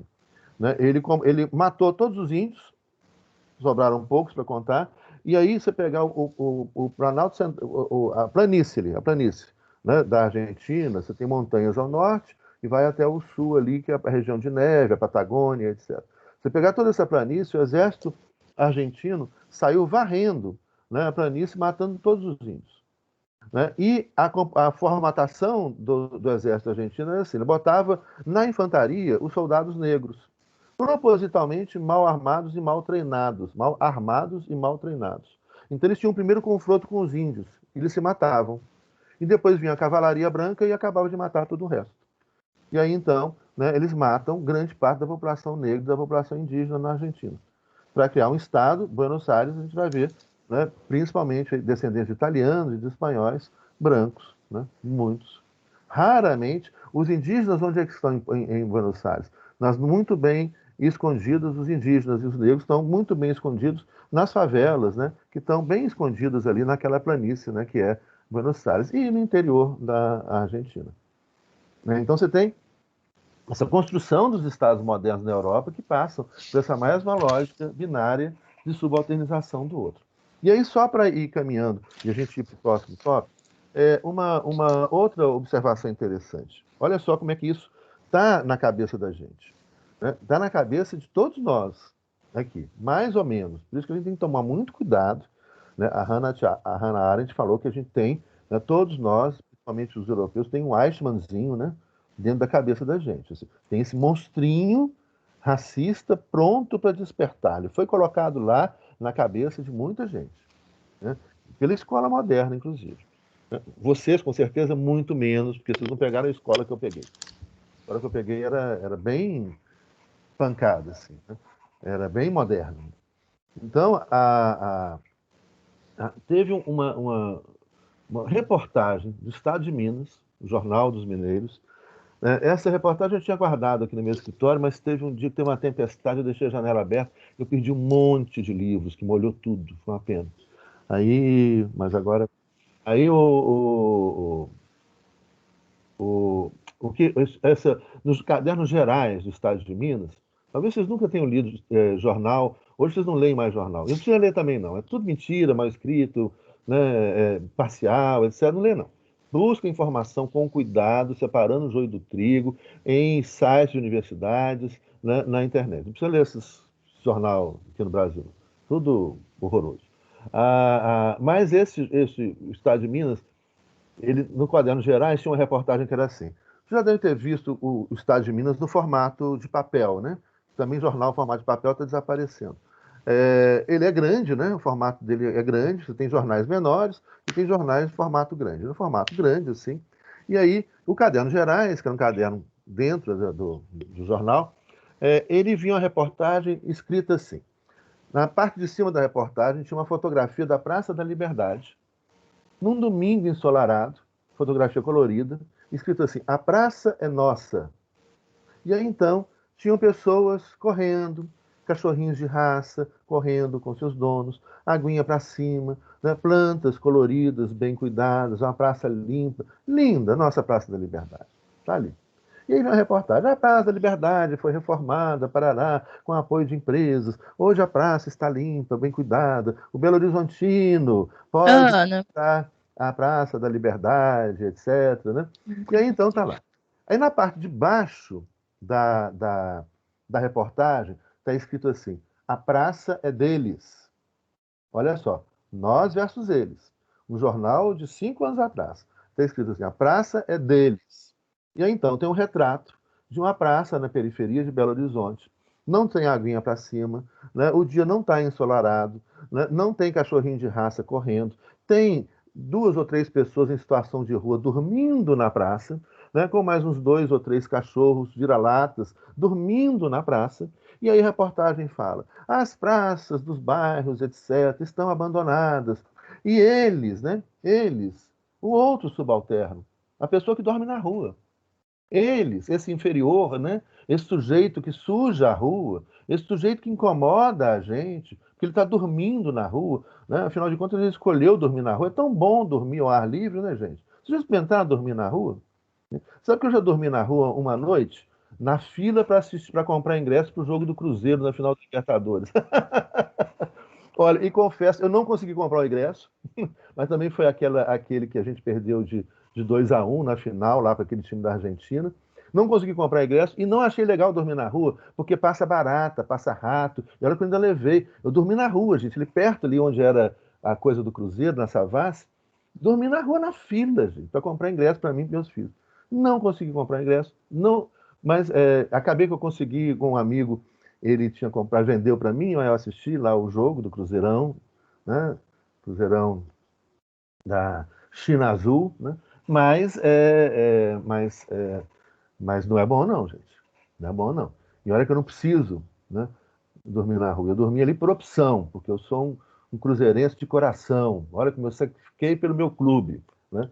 E é muito ruim dormir na rua. Então essas pessoas são tratadas como o quê? Em vez de elas serem tratadas com atenção, ou seja, nossa, o sujeito não tem o seu direito à moradia assegurado, não tem o seu direito à saúde, à educação, né? Não tem o seu direito a emprego assegurado. O sujeito está lá sofrendo, o pão que o diabo amassou, dormindo na rua, que é um inferno, né? É um inferno. Né? O sujeito ainda é subalternizado, humilhado, e ainda sofre humilhação da prefeitura, né, do Estado, porque ele não pode estar ali. Ele é um perigo, sofre humilhação das pessoas, tem medo deles. Então, isso é muito a lógica subalterna, expressa numa reportagem do Estado de Minas. Isso está dentro da nossa cabeça. E aí você sabe de uma coisa, para ir concluindo, você sabe por que a gente dá conta de viver em Belo Horizonte? Sabe por que a gente dá conta de viver, as pessoas dão conta de viver em São Paulo, Rio de Janeiro, Nova York, que tem 75 mil pessoas sem casa, né? Los Angeles, que tem 100 mil pessoas desabrigadas, né, dormindo nas ruas, 100 mil em Los Angeles, no país mais rico do mundo. Mas sabe por que a gente consegue, por que as pessoas conseguem viver em Los Angeles, né, em Nova York, em São Paulo, em Belo Horizonte, né, e aí por diante, né, Rio de Janeiro e todas várias outras cidades, Fortaleza, Recife, que tem população em situação de rua, miséria e violência. Sabe por que a gente consegue? Porque nós somos modernos. Senão a gente não conseguiria. Se a gente não tivesse aprendido a ser moderno, ou seja, se a gente não tivesse lá no fundo da gente um registrozinho que aprendeu a considerar o outro subalterno, a gente não vivia em Belo Horizonte, em nenhuma dessas cidades. Quando a aula era presencial, eu dou aula na PUC e na UFMG. E na UFMG, ali na Praça Afonso Arinos. Na Praça Afonso Arinos, ali tem, né, tinham 5 pessoas que dormiam, que ainda devem dormir, mas não tem mais aula lá, é tudo agora em casa, né? Então, toda vez que eu saía da aula, 20 para as 11, dava aula à noite, né? 10h40 da noite, eu saía e aí tava lá os caras, lavador de carro, que dormiam ali na praça. Tinha uma família que dormia ali debaixo da marquise de um prédio grande que tem ali em frente à Faculdade de Direito. Né? E aí eu já conhecia os caras, gente. Estacionava lá, estava lá 2 vezes, 3 vezes por semana, né? Comentava, oi fulano, tudo bem? Tinha um que lavava meu carro. E assim, eu ia para casa. E nunca perdi uma noite de sono por causa desses caras. Afinal, são eles, né? É o outro. Não perdi. Olha só, eu que estou aqui fazendo todo esse discurso lindo para vocês, que estudei tudo isso, tem aqui um registrozinho na minha cabeça que permite, e eu sou católico cristão. Aí eu chego e falo, olha, amai-vos uns aos outros. Ah, que lindo. Eu amo o próximo. E amo o próximo, papo furado, ó. Mentira. Se você amasse o próximo, se eu amasse o próximo, eu ia descer ali, né, a escada da faculdade e encontrar esse sujeito. Vamos supor que eu descesse ali e encontrasse uma pessoa que eu amo de verdade. Eu encontrei um filho meu, um amigo querido do coração. Encontrei lá, ele dormindo na rua. Aí eu ia chegar para ele e falar: Ô, meu filho, o que aconteceu? Por que você está dormindo na rua? Eu chegava e falava: pai, é o seguinte, eu perdi tudo, deu tudo errado, né? Separei, perdi família, perdi casa, né? Estou hoje aqui, né? Pedindo esmola na rua, dormindo aqui, lavando o carro, né? É isso que aconteceu. Eu falei: ô filho, sinto muito, de coração, ah, que triste. E vou para casa e durmo, né? É isso que a gente faz com a pessoa que a gente ama? É? Deve ser, né? Se a pessoa se diz cristã, né, ama o próximo e faz isso todo dia, passa por esses corpos deixados na rua todo dia, né? Então é isso, é o registro mental da subalternização do outro. A gente dá conta de ver, né? Às vezes, aí não é tanto o caso das pessoas que moram na Zona Sul de Belo Horizonte, né? Mas, por exemplo, em determinadas comunidades com alto grau de violência, né? Quando, por exemplo, na região metropolitana de Belo Horizonte, a gente tinha 100 homicídios por mês. E quando então você passa por um corpo estendido no chão, morto, né?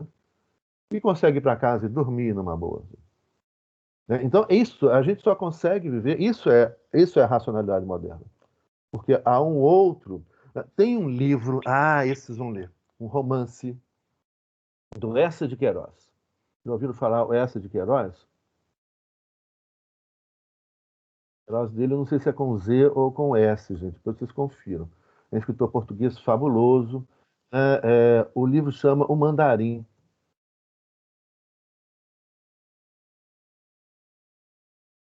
Conhece? Então, desculpa. Então, tira o Z e põe o S. O Relíquia também é muito bom. Esse o Mandarim, você sabe o que é a história? A história é. Gente, já vou atender as mãozinhas levantadas. Só terminar isso aqui rapidinho. A história é que chega o diabo para ele, né, o mal, e a tentação, né? É o mal. Chega para ele e fala: olha, é o seguinte, tem esse sino aqui. Se você tocar esse sino, um mandarim chinês, do outro lado do mundo, ele está em Portugal, do outro lado do mundo, da China, um mandarim velho, muito, muito rico, vai deixar, né, toda a riqueza dele para você. Basta você bater esse sino que você vai matá-lo. Né? Ele vai morrer, e aí então você vai para a China pegar toda a riqueza. O mandarim, isso. Primo Basílio, fantástico. O mandarim. Né? E aí, é o grande drama. Eu, obviamente, não vou contar para vocês lerem, é um conto, é curto, uma leitura rápida, né, belíssima, que vai justamente falar sobre isso, sobre o distanciamento do outro.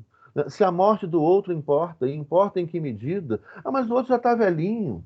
Né? Por exemplo, o que a gente está vivendo agora nos hospitais, né, onde, então, você tem que escolher entre, né, deixar uma pessoa morrer, né, então você vai deixar o velho morrer, né, e o novo viver. Né? O novo tem muita vida pela frente, etc. Então é fácil deixar o velho morrer. Né? E qual é o valor do velho? Né? Então, olha só que interessante essa discussão, inclusive para as culturas orientais. Porque, olha, a ideia, obviamente, não tem que deixar ninguém morrer. Né? Ninguém morrer. Você tem que ter saúde pública universal de qualidade para todo mundo. Investimento público pesado em saúde para todo mundo. Ninguém tem que morrer. Né? Não tem que ter escolha. Mas olha só como é que você pode ter, numa outra cultura, numa outra racionalidade, um raciocínio diferente. Como é que pensaria, então, esse chinês? Olha, a pessoa mais velha, ela tem um acúmulo de tempo e, portanto, de experiência e de conhecimento muito maior. Né? Ela viveu muito mais. Ou seja, você pensar do tipo de. Vamos pensar aqui do ponto de vista. Só para colocar essa ideia do livro. De investimento público nessa pessoa, né? O tanto que ela estudou, o tanto que ela leu, o tanto que ela viveu, o tanto que ela pode dar de retorno para a sociedade, né? O tanto de acúmulo de experiência e de vida naquela pessoa idosa. E o outro está só começando. Então, numa outra cultura, numa outra racionalidade, por exemplo, na racionalidade na cultura chinesa, a prioridade tem que ser do mais velho. Porque o mais velho é que é muito caro, ou seja, caro no sentido de importante, né? De especial, de raro.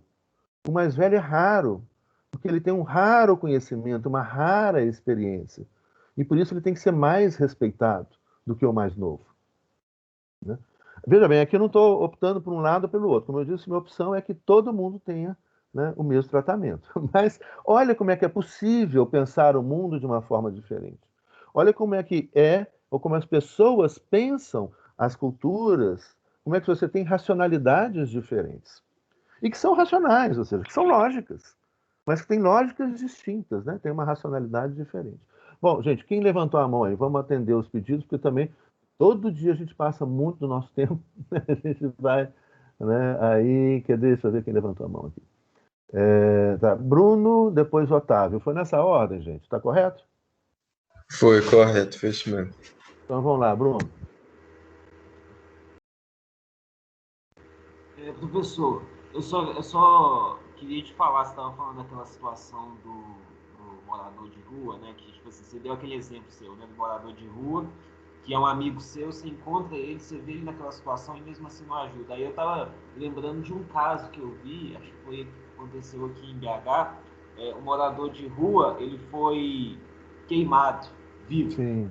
na rua. É muito comum, né? Isso, infelizmente, Uhum. isso é muito comum. Isso já aconteceu várias vezes, não só em Belo BH. Horizonte, mas aconteceu São em São Paulo, Paulo. Brasília, muito. Aí Uhum. ele foi queimado e eu fui percebendo, você estava falando essa questão da maldade, da insensibilidade humana, ele estava queimando vivo no meio da rua e ele estava perto de uma estação de metrô, onde o tráfego de pessoas ele é intenso, e mesmo assim quase ninguém parou para ajudar ele. Muitas pessoas passavam em cima dele, viam a agonia dele, e mesmo ele se agonizando todo, e mesmo assim não ajudava. Somente uma pessoa que saiu da estação foi, e que, por uma questão de solidariedade, de empatia, né, chegou até ele e acolheu ele e de fato ajudou. Assim, ele ficou um tempão, né, queimando.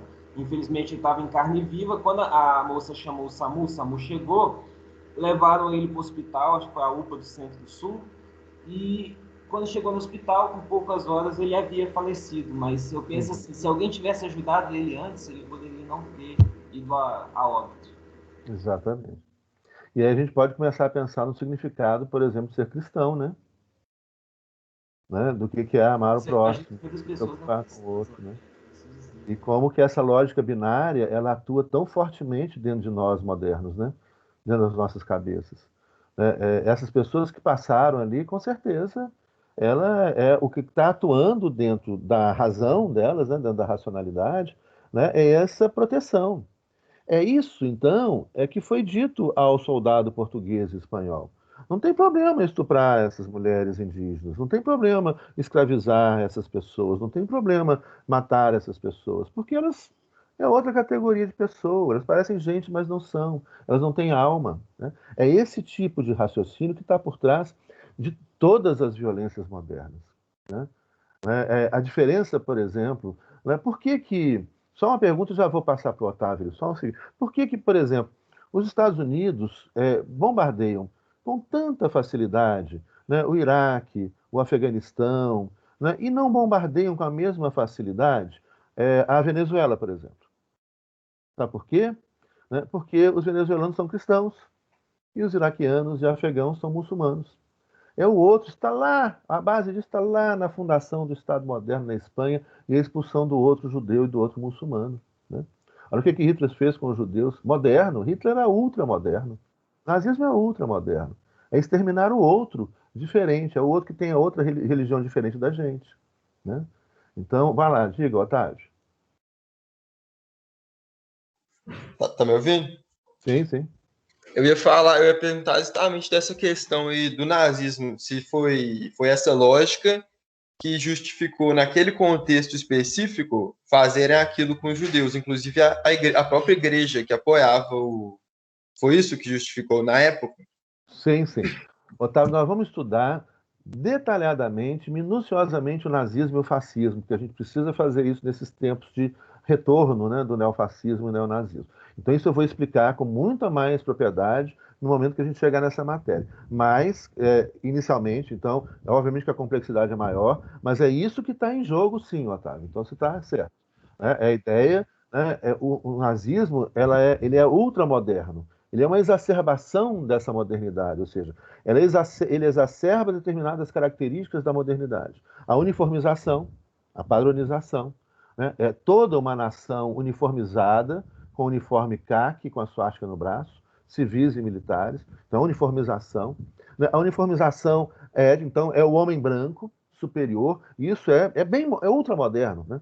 É o homem branco que é superior, é a raça ariana que é superior, e o outro, subalterno, ele é completamente desumanizado, né? Então, o eslavo, né? O eslavo, lembrando que o eslavo é branco, né? Os russos são eslavos.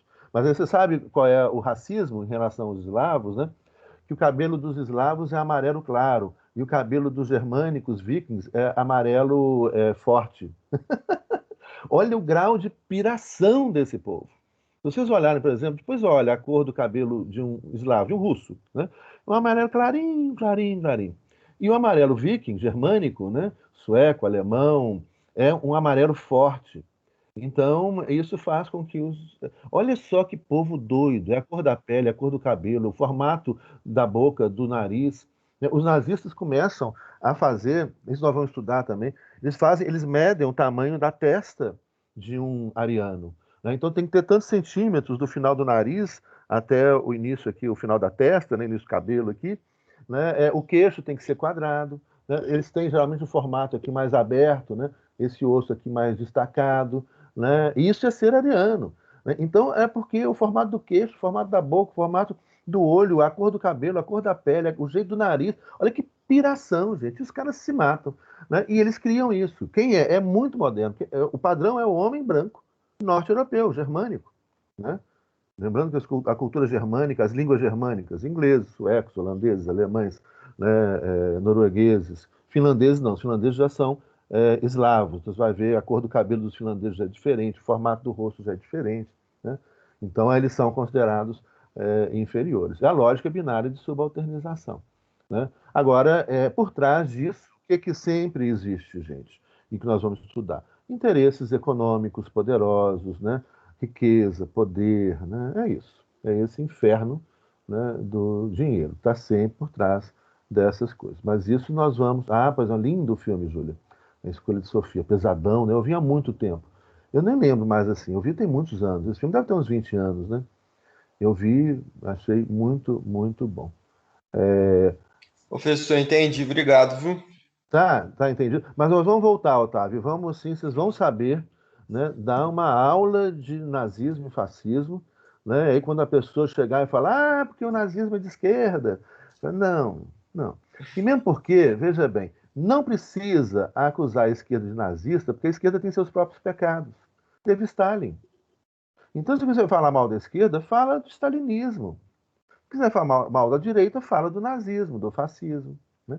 Agora, atribui a cada um o seu pecado, né? Não precisa atribuir o pecado do outro ao outro. Todos já são cheios de pecado. Todos. Se você pegar na história, todos têm muitos pecados. Os liberais, né? Os socialistas, os comunistas, os nazistas, os fascistas, né? Os conservadores, todo mundo cometeu seus pecados. Então deixa cada um com o seu pecado, né? Nazismo é de extrema direita e deixa com a direita, né? Então, como é que eu vou xingar a esquerda? Xinga o stalinismo, pronto, tá lá. Stalin matou um monte de gente também, mandou perseguir, etc. Xinga o Stalin. Então, você está com vontade. Mas agora, não vai atribuir a um o que foi o pecado do outro, né? Então, isso é muito. E todos, né? Todos. Né? Todos nós temos os nossos pecados. Alguns pecados maiores, alguns pecados menores, né? Temos os nossos pecados. E a violência na história da formação dos povos, etc., ela é também muito grande. Em alguns povos, muito menos, né? Mas ela está presente em alguma forma. Mas também são outras complexidades, depois a gente também vai, aos poucos, aprofundando isso aí. Ô, gente, então, na próxima aula, nós finalizamos esses itens, né? Que são pressupostos filosóficos e teóricos, para a gente entender o resto. E aí depois nós vamos começar então a estudar o constitucionalismo, o Estado liberal, o Estado social, o Estado socialista, o nazifascismo, né, ainda nessa vertente histórica. Mas o que a gente está fazendo agora é fazer um estudo prévio teórico, filosófico, né, para compreender a modernidade, essa racionalidade moderna, que afinal de contas, vocês vão perceber, ela permeia todas as experiências modernas estatais. Então, isso que eu estou falando aqui está presente no Estado liberal, no Estado social, no Estado socialista, no nazifascismo, em medidas diferentes, de formas diferentes, né, com resultados diferentes, com objetivos diferentes. Tá? Então, vamos tentar então, ir localizando isso. Larissa, pode falar, diga. Não estou ouvindo. Está...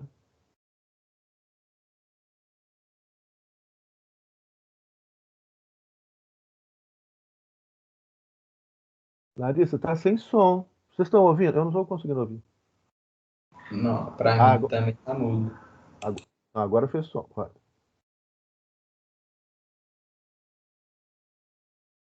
Não tô ouvindo, Larissa, desculpa. Não, o som tinha sido eu falando que tá mudo aqui para mim também. É. Você quer escrever? Escreve aí pra gente. Sim, Aurora, os próximos tópicos, na próxima aula a gente finaliza. Prometo. Larissa, você quer escrever pra gente?